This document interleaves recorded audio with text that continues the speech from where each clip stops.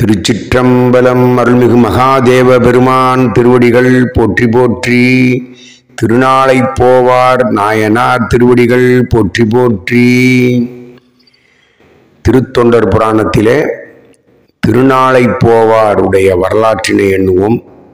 செம்மையே திருநாளை போவார்க்கும் அடியேன் என்பது சுந்தரமூர்த்தி சுவாமிகளுடைய திருத்தொண்டர் தொகை வாக்கு.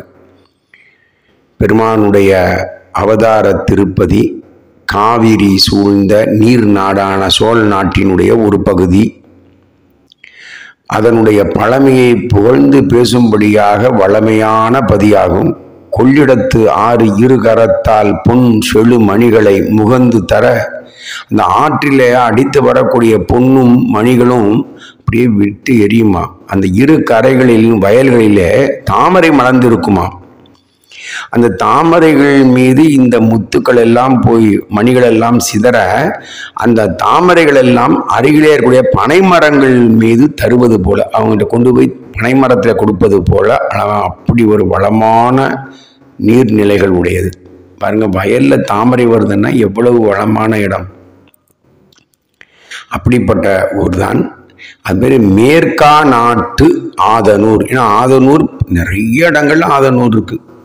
எப்போதும் வென்றான் தூத்துக்குடி போகிற வழியில் கீழே தாண்டிங்கன்னா எப்போதும் வென்றான் அது உள்ள நுழைஞ்சோம்னா ஆதனூர். இங்கே சென்னையில் குடுவாஞ்சேரி பக்கத்துலேயே ஆதனூர். நிறைய இடங்கள் அதனால தான் இங்கே மேற்கா நாட்டு ஆதனூர். சோநாடு, கோநாடு, காநாட்டு முள்ளூர், காநாடு இப்படிலாம் கூறுவார்கள் இல்லையா. அது போல் இங்கே மேற்கா நாட்டு ஆதனூர்.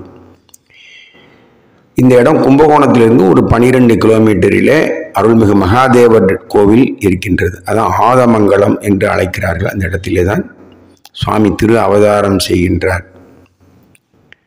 அவருடைய இயற்பெயர் நந்தனார். நல்ல சோலைகளில் வண்டு புடை சூழ, இது புனல் மலையோ மதுமலையோ, அந்த தேன்கள் நிரம்பிய மலர்கள் சொரியக்கூடிய மலை போல கொட்டக்கூடிய அப்படி ஒரு வளமான ஊர். தென்னை, வாழை, பலா அவெல்லாம் நிரம்பி இருக்கக்கூடிய வயல்வெளிகள், எங்கு பார்த்தாலும் வயல்வெளிகள் நிரம்பி இருக்கும். இந்த வயல்வெளியிலே உழவு தொழில் செய்வார்கள். அதான் கடைச்சியர்கள்னு சொல்லுவார்கள். அந்த உழவு தொழிலே உழவு நிலத்தை ஒருத்தர்கிட்ட இருக்கும், அவர்கிட்ட அந்த கூலி வேலையெல்லாம் செய்வார்கள். அப்படி இருக்கக்கூடிய நிலையில் இருக்கக்கூடியவங்க. அது மட்டுமல்லாமல் மக்களுக்கு பறை அடித்து செய்திகளை சொல்லுவார்கள். அந்த பேரிகை இவையெல்லாம் செய்யக்கூடிய அந்த முரசு இவைகளெல்லாம் செய்யக்கூடிய தொழில் கொள்ளுவார்கள். அந்த மாடிலிருந்து பெறக்கூடிய பொருட்களை எல்லாம் விற்கக்கூடிய நிலையில் இருக்கக்கூடிய அந்த குடிகள், அந்த புலைப்பாடி என்ற பெயர். அந்த தொழில் செய்யக்கூடியவர்கள் தனியாக இருப்பாங்க. அவர்களுடைய வீடு குடிசையிலே இருக்கும். அந்த குடிசை கலையாமல் இருக்கிறதுக்கு சுரைக்காய் கொடியை அப்படியே மேலே அமைத்திருப்பார்கள். அந்த புலைச்சேரியிலே நாய்களும் கோழிகளும் எப்போதும் அவங்க வளர்த்துக்கிட்டே இருப்பாங்க, கூடவே இருக்கும். அவர்கள் வீடு அருகே இருக்கக்கூடிய அந்த தென்னை மரத்திலே தான் இந்த நாய்க்குட்டிகள் தான் கிடக்கும். மருத மரத்திலே தொட்டிலே குழந்தைகளை எல்லாம் தூங்கும்படியாக செய்வார்கள். அப்படியே மருத மரத்தினுடைய நிழலில் தான் இருக்கும் குழந்தைகள். அங்கே இருக்கக்கூடிய வஞ்சு மரங்களினுடைய அடியில் அந்த நிழலில் என்ன பண்ணுவாங்கன்னா பானையெல்லாம் புதைக்கப்பட்டிருக்குமா. அதில் தான் அந்த கோழிகள் எல்லாம் முட்டைகளை அடைக்காக்க கொண்டு இருக்குமா. அப்படி ஒரு அமைப்பில் இருக்கும். மாமரத்தின் மீது அந்த வாறு, பறை, தோல் இவையெல்லாம் தொங்க விட்டுட்டு இருப்பாங்க. இந்த மாதிரி ஒரு அமைப்பிலே அந்த புலையற்பாடி இருக்குமா. கடைச்சியர் அந்த புலை மகளிர்கள் எல்லாம் நெல் குத்தும் போது நல்லா இனிமையாக பாடல்களை பாடி செய்வார்கள். குவளை மலர்கள் எல்லாம் கூந்தலிலே வைத்து கொண்டிருப்பார்கள். இதில் பார்த்தீங்கன்னு சொன்னால் சிலர், அதாவது புலைச்சியர்கள் சில பேர் அதுலேயும் என்ன பண்ணுவாங்கன்னா நெல் கதிர் வைத்து கள்ளுண்டு களியாட்டம் ஆடுவார். அவர்கள் ஆட்டமும் அந்த பறைகளும் அடித்து இசைப்பார்களாம். ஆண் மக்கள் எல்லாம் அந்த பறைகள் எல்லாம் இசைத்து வைக்க அது மாதிரியான ஒரு கூத்தும் நடக்கும். அது போன்ற ஒரு அமைப்பில் இருக்கக்கூடியது தான் இந்த புலைப்பாடி. இந்த புலைப்பாடியிலே தான் எக்குலமாயிரும் ஈசனுக்கு அருள் பெறலாம். இதுதான் உணர்த்துறது தான் திருவருள். வேறேனும் தாமாகப்பா, பெருமாண்ட பக்தி தான் முக்கியமே தவிர வேறு எதுவுமே முக்கியம் கிடையாது. இதை நிலைநாட்டுவதற்காகத்தான் இவர் திரு அவதாரம் பண்றார் நந்தனார். சாத்திரம் பலபேசும் சலக்கர்கள் கோத்திரம் குலமும் கொண்டு என் செய்வீர் பாத்திரம் சிவன் என்று பணிந்திரேல் மாத்திரைக்குள் அருளும் மாற்பேரரே. எல்லாம் சிவன் என்றாய் சிவபெருமான் தொழுதா அவர் தான் கூட வேண்டியவர். அதை நினைச்சா நீ எந்த குலமாக இருந்தாலும் சாத்திரமும் கோத்திரமும் பேசி பயனில்லப்பா. பெருமான் மேலே மிகுந்த அன்பு எவருக்கு இருக்குதோ அவங்களுக்கு தான் இறைவழி, இறைவன்பு, இறைமயக்கம் யார் கொண்டாங்களோ அவங்களுக்கு தான் திருவடி பேரு. இந்த உண்மையை உலகுக்கு எடுத்து காட்டுறார் சுவாமி திருவருளாலே. அப்போதான் ஈடு இணை இல்லாத நந்தனார் என்பவர் இந்த புலைப்பாடியில் திரு அவதாரம் செய்தார். அவர் சிவன் கடல், அந்த சிவபெருமானுடைய திருவடியை மாறாத சிந்தனையில முன் எழு நல்வினை முன்னம் நீபுரி நல்வினை பயனிடை கிடைத்த இந்த பிறப்பு, இந்த திரு அவதாரம். ஆக முன் செய்த நல்வினை சிவத்தை வழிபட்ட அந்த இது மாறாம அப்படியே வந்தது. எங்கு பிறந்தாலும் அந்த பெருமான் மேல கொண்ட அன்பு அப்படி. ஆனாலும் தன் குலமரபின் வழியே ஒரு சிவத்தோடு செய்தார். எப்பயுமே பாருங்க, நேசநாயனார் நெய்தல் செய்தாரு, நெய்கிறவர் அவர்கிட்ட கீழும் கோவணம் நெய்து கொடுப்பாரு. நீலகண்டத்துக்கு கோவனாரு திருவோடு கொடுத்தாரு. யார் யார் எந்தெந்த தொழில் செய்கிறாங்களோ அந்த தொழில் வழியிலேயே அந்த சிவ கர்மங்களை செய்யணும். சிவ தர்மங்கள் செய்ய செய்ய செய்ய சிவ புண்ணியம் மேலாகி அவர்களுக்கெல்லாம் முக்தி பேர் கிடைக்கும். ஆனால் தொழில் தொண்டா செய்யலாம், ஆனால் தொண்டை தொழிலாக செய்யக்கூடாது. ரொம்ப கவனமாக இருக்கணும். ஒரு மயிரிலையில் நம்ம கீழே போய் விழுந்துருவோம். நம்ம தொண்டு செய்வதை ஒன்றி தொழிலாக்கிட்டோம்னு சொன்னால், அது வருமானத்துக்கு வழியாக்கிட்டோம்னு சொன்னால் அது ஒரு பெரிய இழிபிறப்பாக கிடைச்சிடும். பெரிய விஷயம், அது பெரிய பாதளத்தில் போய் விழுந்துருவோம். அதனால் ஒரு நாளும் தொண்டு செய்வது அதனால் வரக்கூடிய ஒரே ஒரு காசை கூட நம்ம ஒரு சின்ன செலவு கூட செய்யக்கூடாது. ரொம்ப கவனமாக பாதுகாக்கணும், கேட்கணும், நடக்கணும். அதுதான் முக்கியம். அவ்வாறு இந்த நந்தனார் என்பவர் இந்த புலைப்பாடை திருவாதாரம் செய்தார். இந்த குடிமரபிலேயே என்ன பண்ணுவாருன்னா, அவருக்கு இந்த பறையடித்து ஊருக்கெல்லாம் சொல்வதனால இந்த ஊர்க்காரங்களாம் ஊர் மானியமாக ஒரு நிலம் கொடுத்துருந்தாங்க. அந்த நிலத்தின் வருமானம் வரும் பாருங்க, குத்தகை விட்டோ சிறிய அளவிலே பயிர் வைத்தோ அந்த வருமானம் இவருக்கு போதுமானதாக இருந்தது. ஆக இந்த குலத்தொழில் வழி செய்யக்கூடிய இந்த பேரிகை தோல் இழுட்டு மூடப்படக்கூடிய அந்த இருக்கல்லவா, தோளால் மூடுவாங்க. அதை அடிக்கிறதுக்கு அந்த மேலே இருக்கக்கூடிய பேரிகைக்கு பறைக்கு அந்த தோல் போட்டு மூடுவாங்க. அதான் முகக்கருவின்னு சொல்லுவாங்க. அந்த கருவியை இழுத்து கட்டுறதுக்கு வாறு வேணும் இல்லவா, அதனால அவைகளுக்கெல்லாம் வாறு கொடுப்பாரு. ஆக வாரும் இந்த பேரிகைக்கு அழிக்கக்கூடிய மூடக்கூடிய அந்த தோலையும் கொடுப்பாரு. இதில் ஒன்று என்னன்னா, திருவாரூர்ல தியாகேச பெருமானுக்கு இல்லையா, முசுகுந்த சக்கரவர்த்தி கொண்டு வந்தது தான் இந்த விடங்க பெருமான் இந்திரன்றது கொண்டு வர்றார். அவர் கொண்டு வரும்போது 5 முக பேரிகையும் கொண்டு வந்தாராம். அது இன்றும் அந்த பேரிகையை அடிக்கிறாங்க. 5 முக பேரிகை வைத்து தியாக பெருமானுக்கு அந்த 6 மணி சாயரட்சை நடக்கும். அது மட்டும் இல்லாம தந்திரின்னு சொல்லுவாங்க. அந்த யாழ் கருவிக்கு நரம்புகள் எல்லாம் பயன்படுத்தினாதானே யாழ். இப்பெல்லாம் கம்பியில வந்துடுச்சுங்க. அப்பெல்லாம் நரம்புகளை வைத்து தான் அந்த நரம்புகள் எல்லாம் இழுத்து கட்டி அதை கொடுத்து அதை வச்சு தான் இந்த யாழ் வீணை எல்லாம் மீட்டுவார்கள். அதற்கு இவர் தான் கொண்டு போய் கொடுப்பார்.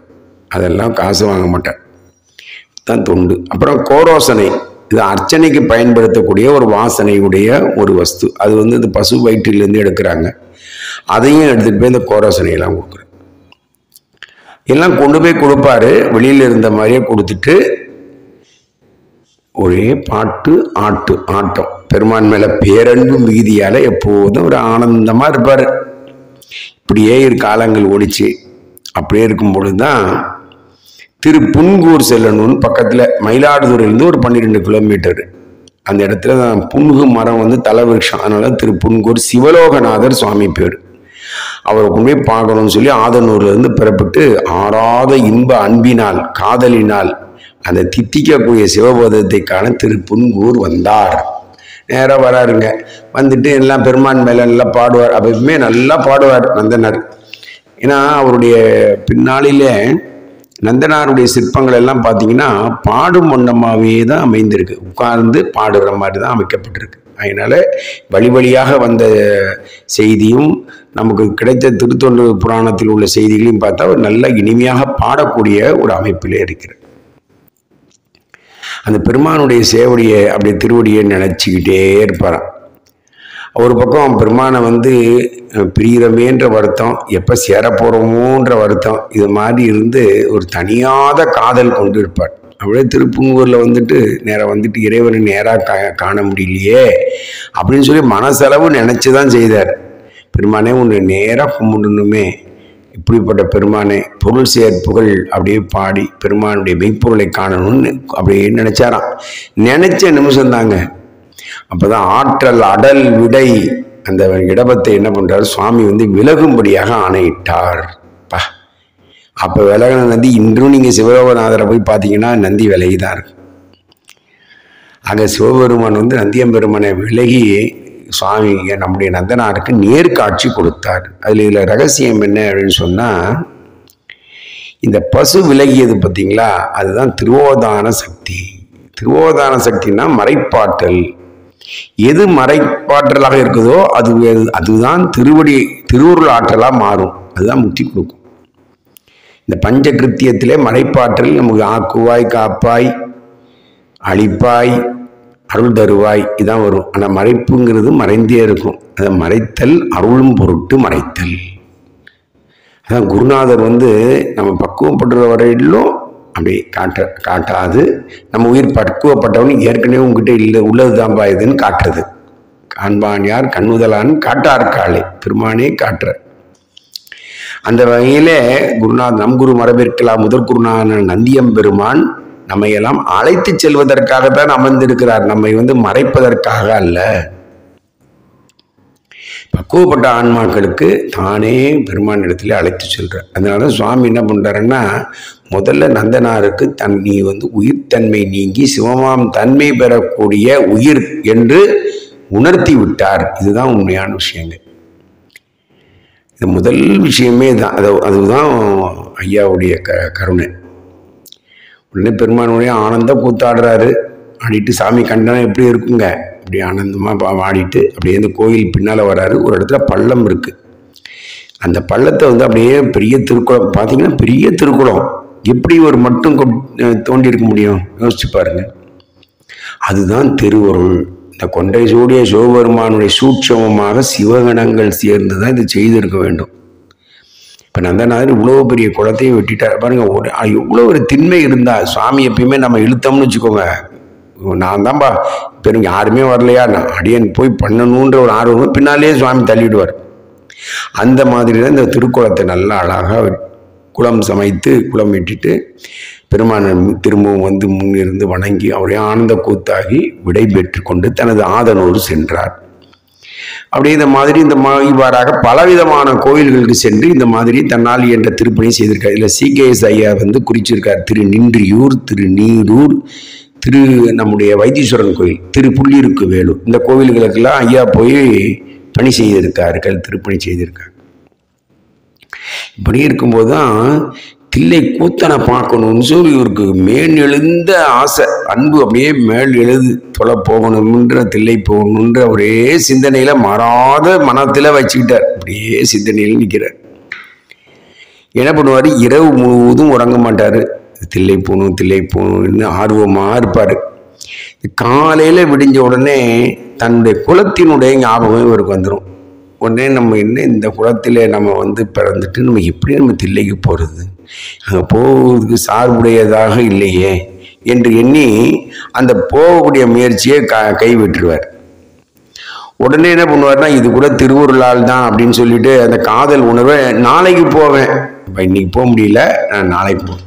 திரும்ப இதை மாதிரி என்ன பண்ணுவார், இரவெல்லாம் போவேன். காலையில் வந்த உடனே நாளைக்கு போவேன், நாளை இப்படியே தள்ளி போட்டு பல நாள். இது என்ன காரணம், பெருமான் மேல மிதூர்ந்த அன்பு இருக்கு. ஆனால் தன் குலம் தனக்கு தடையாக உள்ளதுன்னு பெருமான் சொல்லலை, ஐயாவே நினச்சிக்கிட்டார். அங்கே இருக்கக்கூடிய விஷயமே என்னன்னா, கண்ணப்ப நாயனார் தன்னை வேடுவர்னே நினைக்கல. தர்போதம்ங்கிற ஒரு நிலை அவரை பார்த்த நிமிஷத்துக்கே அவருக்கு முழுவதும் போயிடுச்சு.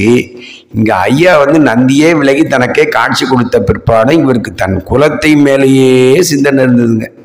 இதுதான் எப்பயுமே இந்த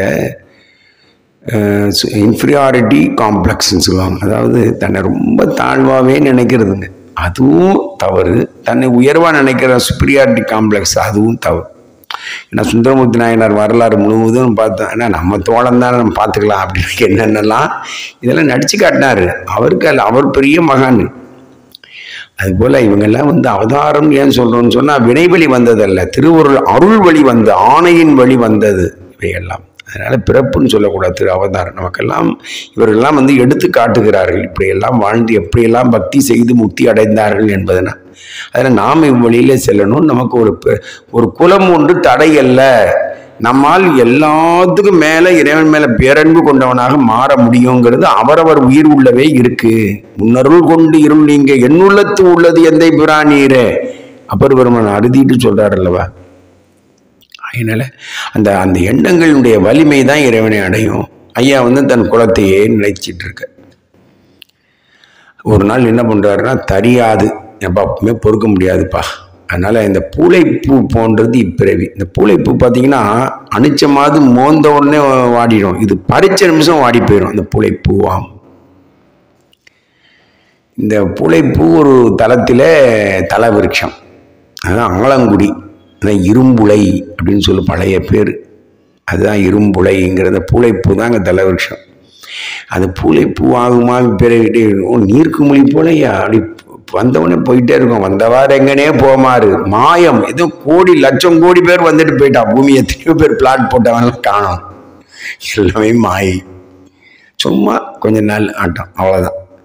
இதை உணர்ந்தார். அப்பனா காலம் உண்டாகவே காதல் செய்து உய்மின்.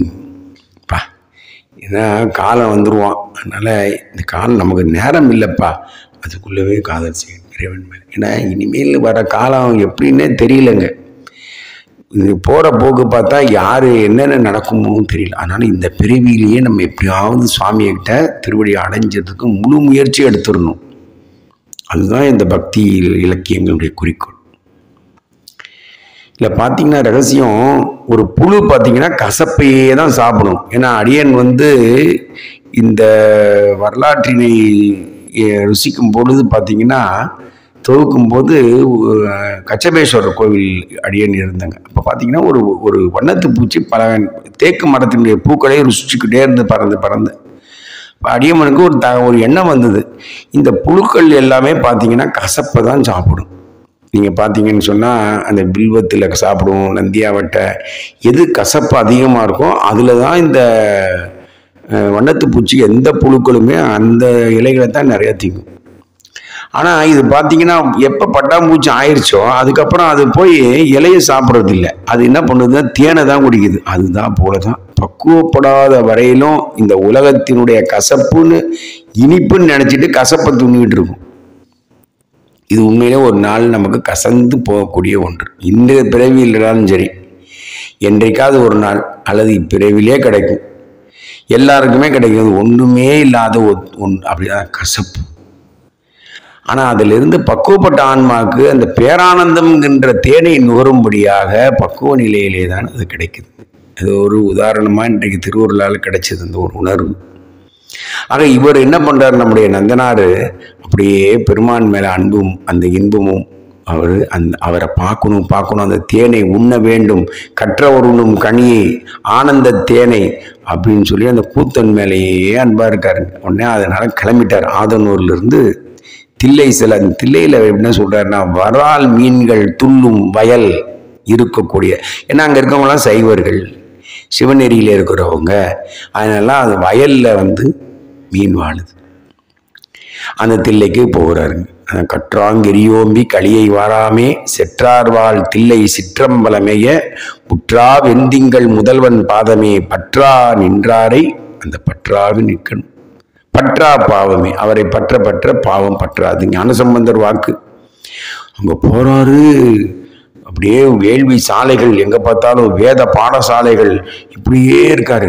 அங்கே போனால் அப்படியே எங்கே பார்த்தாலும் வேள்வி நடக்கிறது. அது மேலே போகிறதுக்கு அப்படியே ஒரு குளத்தை நினச்சிடுறாரு. உடனே உள்ளே போன நிமிஷம்தான் அப்படியே குளத்தை நினச்சி ஒரு சம்பவம், அது சொல்கிறாரு என்னன்னு தெரியாது, ஆனால் தவறு தான், மன்னிக்கணும். ஒரு தடவை எப்பயுமே அடியன் இந்த அபிஷேகம் பார்க்கணுன்னு ஒரே வெறித்தனமான ஆசை. அப்போ திருநெல்வேலி போயிருந்தபோது அப்போ அவங்க வந்து அந்த திரை போட்டுட்டு பண்ணாங்க. இப்போ அடியனால என்ன செய்தனே தெரியல. ஒரு 50 பேர்கிட்ட பள்ளியறை பூஜைக்காக இருக்காங்க, இரவு அபிஷேகம் நடக்குது சாமிக்கு. அப்போ நான் ஓடி போய் திரை விலக்கி சாமி பார்த்துட்டேன். ஆனால் உண்மை இன்னை வரலும் எனக்கு உடம்புலாம் நடுங்குது. ஏன் இப்படி செய்தோம் அப்படின்னு. தவறு தான். ஆனாலும் அந்த நேரம் அன்னைக்கு செய்தது தன்னை மறந்த ஒரு பெரும் காதலோட செய்திருக்கமே அப்படின்னு ஒரு ஆனந்தம் இருந்தால் கூட அது மாதிரி செய்யக்கூடாது தான். எதுக்காக சொல்றோம்னு சொன்னால், ஒவ்வொரு உயிருக்கும் இந்த இறை மயக்கம் வந்துருச்சுன்னா அது என்ன செய்யறதுனே தெரியாது. அது உண்மையாகவே தான். அதுக்கு மன்னிக்கிறதோ தண்டனை கொடுத்தாலும் சரி, எது செய்தாலும் சரி, அது கவலைப்படாது. அது எதுவாக இருந்தாலும் பரவாயில்ல அப்படின்னு. இது ஒரு இயல்பாக நடக்கக்கூடியது. அது உயிருக்கு அதுதான் அங்கே இருக்க முடியும். அது போல ஐயா அப்படி வேள்வி சாலைகள், வேத பாடசாலைகளும் அப்படி நடக்குதுங்க. அவர் இருக்கும்போது இவருக்கு அதை பார்த்த நிமிஷம் தன்னுடைய குலம் ஞாபகம் வரும். அதுக்கு மேலே போக முடியல, அப்படியே நிற்கிறாருங்க. அது மட்டும் இல்லாமல் 3000 ஆகுதிகள் அந்த எல்லைக்கு அப்புறம். ஏன்னா பார்த்தீங்கன்னா வேள்வி தினமும் செய்வாங்க. அந்த 3000 அந்தணர்கள் இருக்காங்க, தில்லைவாழ் அந்தனர். அதான் முத்தி ஓம்புவர் அப்படின்னு சொல்லுவாங்க. சிவவேள்வி தவிர பிற வேள்வி செய்யவே மாட்டாங்க. அவங்க தான் தில்லைவாழ் அந்தனர். இங்க எத்தனை கோடி கொடுத்தாலும் சரி, சாமிக்கு தவிர வேற ஒருத்தருக்கு கற்பூரம் காட்ட மாட்டாங்க. சாமி அதுதான் தில்லைவாழ் அந்தனுடைய இலக்கணமே. மற்றபடி வேற எதையுமே கிட்ட சேர்க்கும். பெருமான் பெருமான் பெருமான், அவங்களுக்கு ஒண்ணுமே தெரியாது. பெருமான் தவிர ஒண்ணுமே தெரியாது. அப்படி இருக்கக்கூடியவங்க அந்த 3000 பேரும் தினமும் ஆகுதி கொடுக்கணுங்க. ஏன்னா பார்த்தீங்கன்னா சண்டேஸ்வரர் புராணத்தெல்லாம் பாருங்க, யஜ்ஞ தக்தனை வந்து அதுதான் சாமி திணற்று வருவார் சண்டேஸ்வரர்.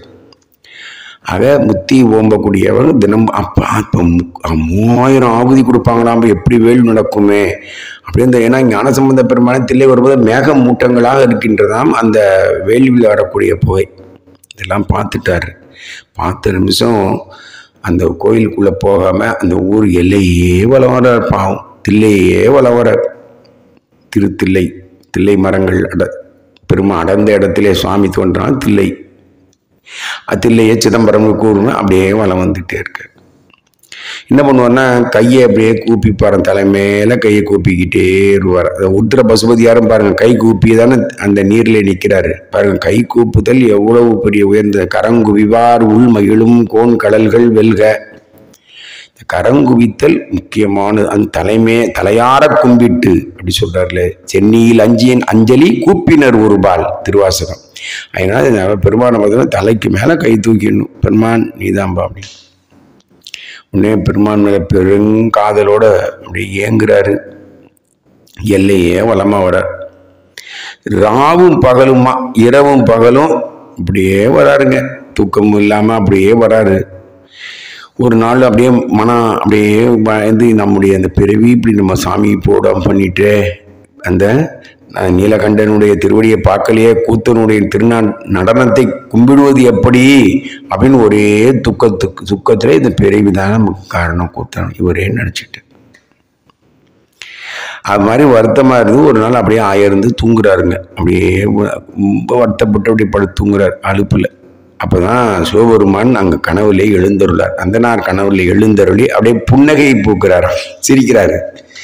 உடனே அப்பா நீ இப்பிறவி போய், இந்த பிறவிங்கிறது நீ இழுக்குன்னு நினைக்கிறல்ல, அது நீங்கி தீயிடை மூழ்கி முப்புரி நூறுடன் முன் அணைவாய் என்று மொழிந்தார். நல்ல இந்த தீயிடை மூழ்கி நீ எப்படி ஞானமே நீ கேட்கிறியோ அது போலவே பெற்று நீ வந்து எம்மை அடைவ என மொழிந்தார். உடனே அது போல இவரோட உடலை நந்தனார் சொன்னதோட உடலைங்க. நேரா தில்லைவாழ்ந்தனருடைய அத்தனை அந்தனாருக்கு தனித்தனியாக அவ்வளவு பேருக்கும் இவர் மாதிரி தீ மூட்டி வைங்க, நந்தனார் வருவார், தீயின் மூழ்கி ஞானமேனி பெற்று வருவார் கோயிலுக்குள்ள கூத்தனை காணன்னு சொல்லி. இதுல ஒரு இடத்துல இந்த புன்முறுவல் சாமி ஏன் பண்றாரு அப்படிங்கிறது ஒரு இடத்துல கேள்வி. இது என்ன கேள்வி அப்படின்னா, உனக்கு தான் நான் பசுவை அந்த நந்தியம்பெருமான் விலகும்படி செய்தேன் இல்லையா, அப்ப என்ன அர்த்தம்? பசு விலகியது, உன்னுடைய பசுத்தன்மை நீங்கிடுச்சு, உன்னுடைய உயிர்த்தன்மை நீங்கி விட்டது. இந்த உணர்த்தி கூட நீ என்னுடைய இழிகுடம் தான் காரணங்கிறது நினைக்கிறது யாருடைய தவறப்பா? உன்னுடைய தவறு. என்ன இறைவனே வா என்று அழைச்சிட்டா அப்படின்னு நேர்காட்சி கொடுத்துட்டா அப்புறம் என்ன இருக்கப்பா?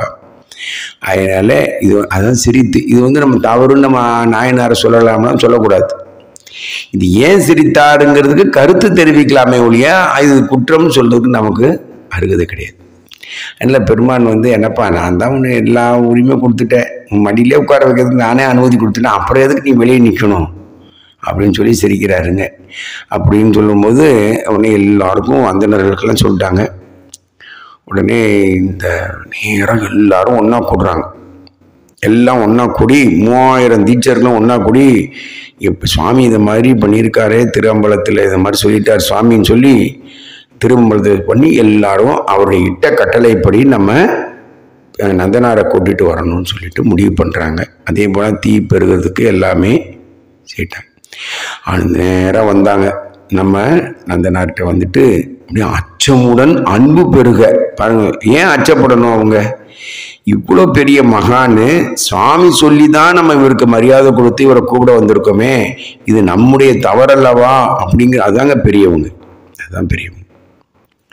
நம்ம செய்ய வேண்டிய வேலையை சாமி சொல்லி செய்ய வேண்டிய நிலைக்கு நம்ம தள்ளப்பட்டிருக்கோமே, இப்போ என்ன நம்ம அறிந்தோம் பக்தனை பற்றி தெரியலையே அப்படின்னு சொல்லி அச்சமுடன் அன்பு பெருக ஐயரேன்னு அழைக்கிறாங்க. யாரை? நந்தனார. தில்லைவாழந்தனர்கள் வந்து ஐயரே, ஐயர்னா பெருமையுடையவரே அப்படின்னு சொல்லி ஐயரேன்னு அழைக்கிறாங்க. அப்போ அம்பலவனுடைய ஆணைப்படி தங்களிடம் வந்தோம்பா தான் சொன்னாங்க. அழல் அமைத்து தரும்படி அருளினார். அதன் வைத்து உங்களுக்கு வந்து நல்ல நெருப்பு முடி தீ, அந்த தீக்குழி எல்லாமே இருக்கப்பா அப்படின்னு சொல்றாங்க.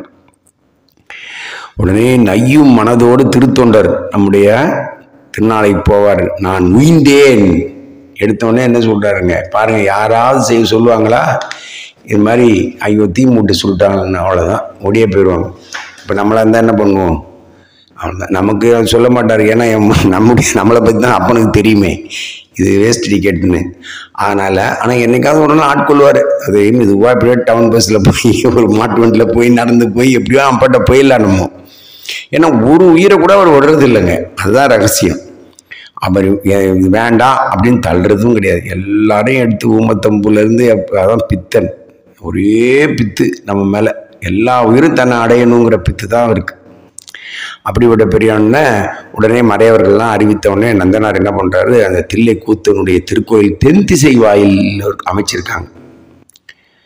தென் திசை வாயிலில் தான் போகிறாரு அப்படிங்களா. அது மாதிரி தென் திசை வாயிலில் மறையவர்கள் எல்லாம் நெருப்பிட்டு அமைச்சிருக்கக்கூடிய அந்த திருக்குழியை நோக்கி போகிறாருங்க. பெருமானுடைய திருவடியே நினைக்கிறாராம். மனசில் நினச்சிக்கிட்டே அந்த எரிய பலமாக வராருங்க. கை கூப்பி தொழுது வணங்கி அந்த கூத்தனுடைய திருவடியை நினைச்சவாறே தீ உள் புகுந்தார். இவருடைய தடை எது அப்படின்னு நினைச்சாரு? தன்னுடைய உருவத்தை. அதனால அந்த உருவம் மாறி புண்ணிய உருவமாக முனிவர் வடிவம் கொண்டு மார்பில் வெண்புரி நூல், அந்த முப்புரி நூல் விளங்க சட முடியும் கொண்டு மேல் எழுந்தார். அந்த குழியிலிருந்து அப்படியே மேலே வர்றாரு. அது எப்படி இருந்ததுன்னா, ஊழி முடிந்து படத்தல் பொருட்டு பெருமான் வந்து பிரம்மன் தேவரை அப்படியே அனுப்புவார். அவர் பிரம்மதேவர் போல நந்தனார் விளங்கினார். ஆகாயத்தில் அந்த துந்துபிகள் எல்லாம் வானவர்கள் எல்லாம் முழங்க தேவர்கள்லாம் ஆர்ப்பரிக்கிறாங்க. எப்படி கண்ணப்ப நாயனார் அந்த வலது கண்ணிலையும் அம்ப வச்சார் பாருங்க. அந்த 3 நிமிஷம் ஐயோ அப்படியே சிவகாச முனிவர் வெளியில வராரு, ஞான முனிவரா, அங்க ஒரே ஓடு கத்துறாங்க இல்லையா, அது போல இங்கேயும் பாருங்க. ஒரே தேவர்கள் எல்லாம் ஆர்ப்பரிக்க புது மந்தார மலை பொழிந்தனர். மந்தார மலர்களை அப்படியே பொழிந்தனர். திருவுடைய சிவமே பரம் என்ற சிந்தனை உடைய தில்லைவாழ் அந்தணர்கள் கை தொழுதனர். அப்படியே கும்பிடுறாங்க நந்தனார. என்ன காரணம்? குலம் அல்லப்பா, செயல்தான் ஒரு மனிதனுக்கு உயர்ந்தது. அதுதான் இவங்கெல்லாம் செய்யறாங்க. இவங்கெல்லாம் கும்பிடும்படியாக வாழ்ந்தார் அல்லவா.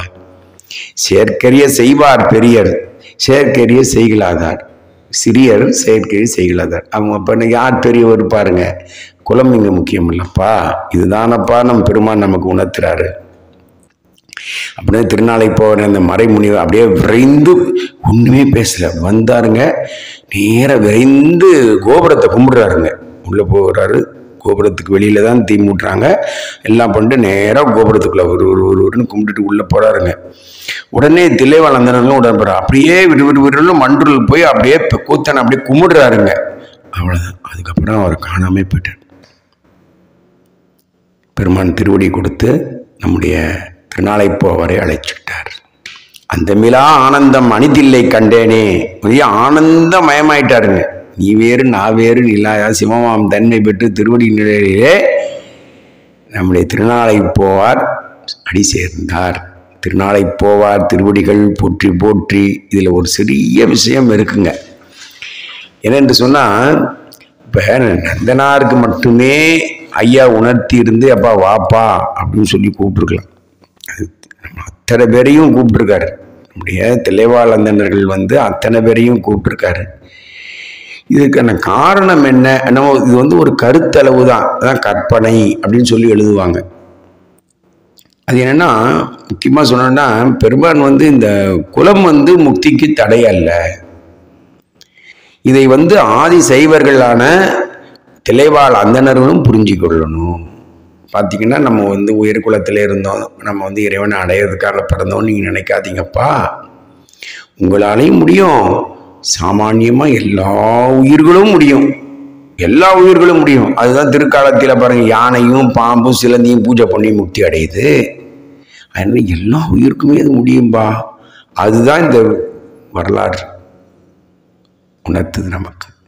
அதனால இந்த குலத்தை வைத்து முக்கிய கிடையாதுங்கிறத நந்தனாருக்கும் உணர்த்துறது மட்டுமல்லாமல் தில்லைவாழந்தனர் அத்தனை பேருக்குமே உணர்த்தும். இனி வரக்கூடிய பக்தர்களும் உணரணும் அல்லவா? அதுக்காக தான் சுவாமி மாதிரி செய்கிறாரு. உடனே ஒரு கேள்வி வரும், இப்போ சாமி நீங்கள் சொல்றதெல்லாம் சரி, ஆனால் இந்த கனவுல சாமி இந்த தீ மூட்டி உள்ள போகும்படி சொன்னாரே, இதுக்கு என்னங்க காரணம் அப்படின்னு கேட்பாங்க இல்லையா? பின்னால இது கேட்பாங்க. இப்போ கண்ணப்ப நாயனாரை ஆட்கொள்றதுக்கு போய் அந்த கண்ணில் ஏற ரத்தம் ஒடிச்சு ஒரு கண்ணை எடுத்து போய் அப்பி இப்படிலாம் பண்ணி அப்புறம் தான் கண்ணப்பன் ஒப்பதோர் அன்பின்மை கண்டபின்னு நம்ம சொல்கிறோம். இப்போ இந்த செயலெல்லாம் நடக்கலைன்னு சொன்னால் நம்ம சொல்லுவோமா? அதுதான் விஷயம். இவங்க எதுக்குனாலும் ரெடியாக இருக்கிறாங்க, அதுதான் காட்டுறாங்க நாயன்மாருடைய. அது காரணம் அவர் மேல ஒரு நம்பிக்கைங்க. மண் பாதளம் புக்கி மால் கடல் மூடி, இந்த மால் கடல் மொத்த கடலும் மூடி மற்ற 7 உலகும் இன்பால் திசை கெட்டு இருசுடர் வீரிலும் அஞ்சல் நெஞ்சே தின்பால் நமக்கு ஒன்று உண்டு கண்டோம் பாதிரி புலியூர். திருப்பாதிரி புலியூர் கடலூர்ல இருக்கிறார் பெருமான். கண்பாவு நெற்றி கடவுள் சுடரான் கடலினைய. மண் பாதளம் திடீர்னு பதாளத்துக்கு போயிடுச்சுப்பா. இந்த சூரிய சந்திரன் கீழே அதுக்கெல்லாம் பயப்படவே மாட்டோம். அப்படி ஒரு அடியா இருக்கு. இவங்களுக்கு நிகர் இவங்களே தான். இந்த பெருமையை நமக்கு உணர்த்துறாருங்க. அவங்க எதுக்கு ரெடிடா? எந்த தீவிர பக்தியும் சாமி நமக்காக இப்படி காட்டுறாருங்க. நந்தன் யாருன்றத உலகுக்கு எடுத்து கண்ணப்ப நாயனார் யாருங்கிறத காட்டின மாதிரி நந்தன் யார்? தீக்கெல்லாம் பயந்து ஓடுறவரா நம்மளே? பெருமான் இருக்காடுறா, அவ்வளவுதான். எங்க போட்டாலும் சரி. அதான் ஒருத்தர் அழகா எழுதினார், நான் வினை வழி கீழ் விழுந்தாலும் அந்த விழுந்த இடம் உன் திருவடி ஆகட்டும். அதுதான் உரைப்பு, அதான் உரைப்பு. என்ன வேணாலும் நடந்துட்டு போட்டேன். என் அப்பா எனக்குள்ள இருக்கும்போது நான் ஏன் பயப்படணும்? எனக்குள்ளவே இருக்கான், அவன் உள்ளே நான் இருக்கேன், அவன் நானும் வேறு இல்லை. எப்பவுமே எனக்குள்ளவே இருக்கு, அதான் முக்தி. எப்போதுமே எனக்குள்ள இருக்காருன்ற நம்பிக்கை வந்துடுச்சுன்னு சொன்னா அதுதான் முக்தி. முக்திங்கிறது நீங்க போய் ஒரு இடத்துல போய் சேரணும், எங்கேயோ ஒரு சிவலோகம் இருக்குது, அவர் இல்லாத இடம் எங்க இருக்கு? சூட்சம கைலாயமா ஒன்னும் உள்ளத்திலேயே இருக்கிறாரு, அவருடன் வாழ்ந்துகிட்டே தானே இருக்கிறோம். அந்த அன்பின் பிரவாகம் உள்ளவே இருக்கிறாருன்ற உணர்தல் தான் முக்தி, வேறு ஒன்றும் இல்லை. அவங்களால எதை வேணாலும் செய்ய முடியுங்கிறது நிரூபிக்கிறாருங்க. அதனால தினபூஜை செய்யக்கூடிய அந்தணர்களே இவருடைய பக்திக்கு பார்த்துட்டு தான் அச்சம் கொண்டு இவர்கிட்ட ஐயரேன்னு கூப்பிட்டாங்க. ஆனால் பக்திக்கு ஈடு இணை எதுவும் இருக்க முடியுமா? முடியாது. இப்போ எவரேனும் தாமாக தீயில குளின்னு சொன்னா குளிப்புமா? அப்ப நந்தனாருடைய பெருமையை சொன்னாரே ஒழிய ஒரு குலத்தை வைத்து நம்ம தப்பா பேசிட்டோம்னு வச்சுக்கோங்க. அது இறை உணர்வு பண்றவங்களுக்கு உலகத்திலே வாழ்வதற்கு ஆதாரமானது தான் இந்த ஜாதியும் குலமும். வாழ்றவனுக்கு தான் இந்த உலகத்துல நான் வாழணும், அப்ப நான் எனக்கு ஒரு அடையாளம் வேணுங்கிறவனுக்கு தான் வேணுமே சொல்ற ஜாதி. எனக்கு உயர்ந்தவன், நான் தாழ்ந்தவன், இதெல்லாம் இறைவனை அடையணுங்கிற துணிவு கொடுத்தவனுக்கு இந்த குலம்ங்கிற எண்ணமே தேவையில்லை. நம்ம யாராவது நல்லா யோசனை பண்ணி பாருங்க. நம்ம திருநீர் பூசி கண்டிகை அணிந்து சிவநாமத்தை சொல்லி நம்மோட வரக்கூடிய அடியவர்கள் எவரையாவது ஒரே ஒருத்தர் இவர் என்ன ஜாதின்னு நம்ம கேட்டிருப்போமா? ஜாதி இரண்டொழிய வேறில்லை. இட்டார் பெரியார் இடாதார் இழிகுலத்தார். கிருபானந்தவாரியார் சொல்றார், இட்டார் திருநீர் இட்டார் திருநீர் இடாதார் அப்படின்னு சொல்லுவார். அதனால நம்ம அதுதான் குலமே எதுவும் இல்லை. பெருமான் அடைய போகின்ற இடத்துல அந்த இடத்துல என்ன இருக்குங்க? ஞானம்ன்ற நிலையில வரும்போது அதனால தான் திளைவாழந்தனர்கள் அத்தனை பேரும் வணங்குனாங்களே. நம்ம நல்லா சிந்திக்க வேண்டும். அதனால சொல்லிட்டு இது பக்தி தான் உயர்ந்தது, இதுதான் காரணம். இந்த பெருமான் இந்த தீமூட்டுதல் இதெல்லாம் சொல்லும் பொழுது அவருடைய கருத்துப்படி நின்னார். கருத்தறிந்து முடிப்பான் தன்னை. அவர் ஒரே தன்னுடைய குலத்தால் வந்தக்கூடிய இந்த உடம்பு தான் எனக்கு உன்னை பார்க்க தடன்னார்ல, அது ஒன்றே தான். இப்ப நீ ஞான மீனி பெற்றுட்டப்பா, நீ வரலாம்ப்பா. இப்படிப்பட்ட ஒரு அற்புதமான ஒரு நிலையிலே தான் இந்த நந்தனார் இன்றைக்கும் பார்த்தீங்கன்னா தில்லையில இங்க தென்மேற்குல நந்தனார் கோவில் இருக்கு.